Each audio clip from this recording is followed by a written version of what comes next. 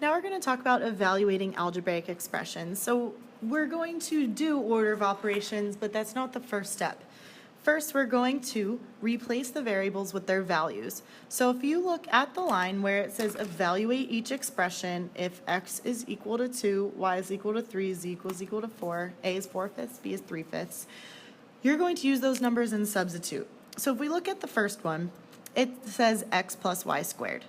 Well, x is equal to 2, so I'm going to substitute that in. I like to use parentheses, especially when I substitute negative numbers, just to keep myself organized. Next, I am substituting in something for y. If I look above, it says y is equal to 3, so I plug in 3. Don't forget the squared. Now, look at that second bullet. Use the order of operations to calculate the value of the resulting numerical expression. Now it's just order of operations. We have addition or exponent, so I'm going to do the exponent first. Then go ahead and add. We're done. Let's look at that second example. X is equal to 2, it's parenthesis 2 times y is 3, plus 3 times z, which is 4. So now when we go to simplify, we look in the big parentheses. The 3 and the 4 are in parentheses, but that just means multiplication. So let's go ahead and do that. 2 times 3 is 6, 3 times 4 is 12, with a plus sign in between. Now all we have to do is simplify what's in the parentheses and then multiply. We're done. Looking at my next one, I'm going to be using those fractions for my substitution. So 23 minus, a is 4/5 and b is 3/5. Plugging that in.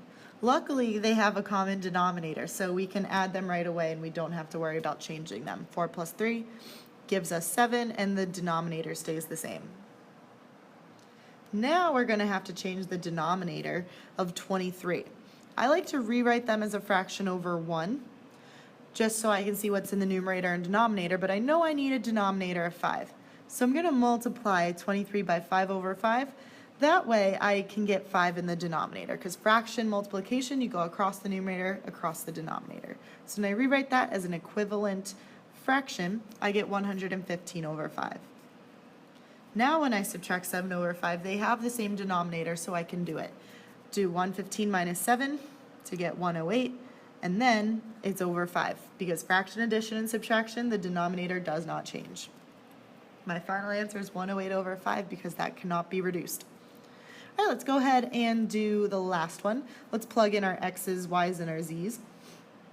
So we get 2 plus 4 in the numerator and 3 plus 2 times 4 in the denominator when we plug in our substitution values. Go ahead and simplify the numerator. And then order of operations in the denominator, we got to do 2 times 4 first to get 8. Add that to 3, we get 6 over 11, and that's our final answer because it cannot be reduced. Go ahead and do the U-tries on this page. That will conclude your videos for order of operations.